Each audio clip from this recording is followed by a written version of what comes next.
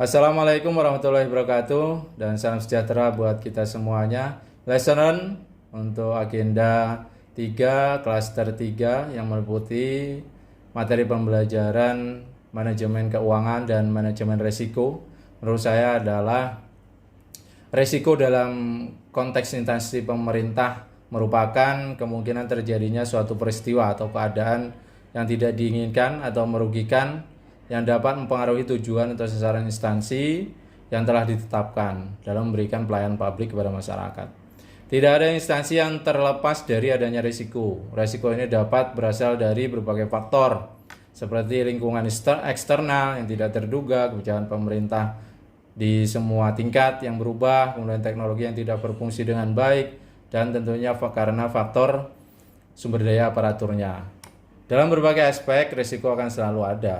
Namun dapat dicegah atau dikurangi dampaknya, antara lain melalui manajemen risiko. Manajemen risiko sangat penting dalam mengidentifikasi, menganalisis, mengelola risiko-risiko dan dampaknya. Untuk selanjutnya menentukan strategi mitigasi risiko-risiko tersebut untuk menghindari atau mengurangi dampak dari risiko tersebut. Contoh beberapa risiko yang mungkin terjadi dalam instansi pemerintah antara lain adalah dalam pengelolaan keuangan daerah. Dalam hal ini, pada instansi kecamatan Plehari telah menggunakan aplikasi SIPD atau Sistem Informasi Pembangunan Daerah dalam pengelolaan keuangannya. Dari penerapan sistem tersebut, ada kemungkinan risiko yang mungkin terjadi antara lain adalah kegagalan sistem atau aplikasi SIPD tersebut. Hal tersebut dapat berdampak keterlambatan proses dan kesalahan dalam perencanaan, penganggaran, pelaksanaan, dan pelaporan keuangannya. Maka mitigasi yang dapat diambil adalah antara lain melakukan backup data secara konvensional dengan menggunakan aplikasi yang sudah mapan, misalnya dengan Microsoft Excel. Kemudian setelah pulih kembali, aplikasinya baru dimasukkan melalui aplikasi tersebut.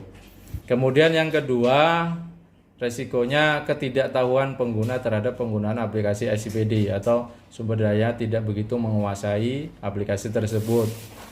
Dampaknya bisa juga menyebabkan keterlambatan proses dan kesalahan dalam baik dari perencanaan, penganggaran, pelaksanaan maupun pelaporan keuangannya.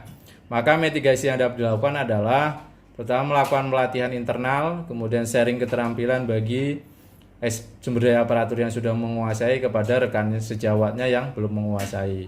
Kemudian sosialisasi aplikasi SIPD secara teratur dengan melibatkan BPKAD misalnya selaku admin kabupaten. Kemudian yang selanjutnya resiko yang mungkin terjadi adalah keterbatasan sumber daya manusia yang terampil.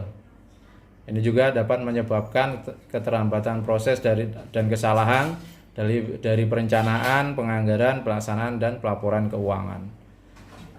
Hal mitigasi yang bisa dilakukan adalah antara lain mengajukan formasi sumber daya manusia yang memadai kepada BKP SDM. Karena terkait SDM atau sumber daya aparatur di kecamatan ini, kewenangan untuk pengadaannya, kemudian mutasi, redistribusi ada di BKP SDM. Maka yang bisa kita lakukan adalah mengajukan formasi.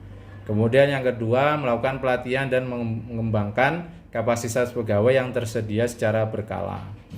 Nah, dengan mengidentifikasi risiko, dampak, dan strategi mitigasi penerapan aplikasi CPD dalam pengelolaan keuangan daerah di kecamatan, diharapkan pengelolaan keuangan di Kecamatan Plehari dapat berjalan dengan lebih efektif, efisien, serta mampu memberikan pelayanan publik yang lebih baik dan memberikan manfaat secara maksimal kepada masyarakat.